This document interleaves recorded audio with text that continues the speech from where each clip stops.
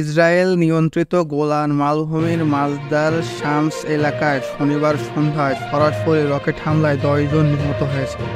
এলাকাটি দ্রুজ সম্প্রদায় অধিভুক্ত। খবরে বলা হয়েছে নিহতদের মধ্যে শিশু এবং কিশোরী রয়েছে। তাদের বয়স 10 থেকে 20 বছরের মধ্যে। এই হামলায় অন্তত 19 জন আহত হয়েছেন, যাদের মধ্যে 6 জন গুরুতর, 3 জন মাঝারি এবং 10 জন হালকা আহত হয়েছেন।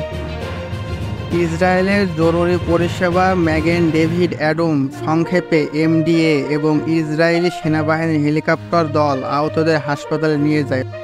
রকেটটি একটি ফুটবল মাঠে আঘাত হানে। আইডিএফের পরিস্থিতি মূল্যায়ন ও গোয়েন্দা তথ্য অনুযায়ী এই রকেট হামলা হিজবুল্লাহ চালিয়েছে। যদিও হিজবুল্লাহর শীর্ষস্থানীয় কর্মকর্তা মোহাম্মদ আফিফ রকেট হামলার দায় অস্বীকার করেন। তবে আইডিএফ মুখপাত্র ড্যানিয়েল হাগারি বলেছেন, হিজবুল্লাহ মিথ্যা কথা বলছে।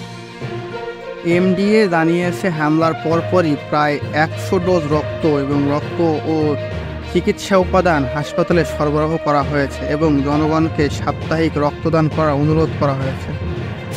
ঘটনাস্থলে পৌঁছে সিনিয়র এমডিএ চিকিৎসক ইদান আবশালোম বলেন, ফুটবল মাঠে পৌঁছে আমরা ধ্বংসাবশেষ এবং আগুনে পোড়া জিনিস দেখতে পাই। ভুক্তভোগীরা ঘাসে শুয়েছিল এবং দৃশ্যটি ছিল খুবই কঠিন। আমরা দ্রুত আহতদের চিকিৎসা শুরু করি এবং তাদের স্থানীয় ক্লিনিকে পাঠাই।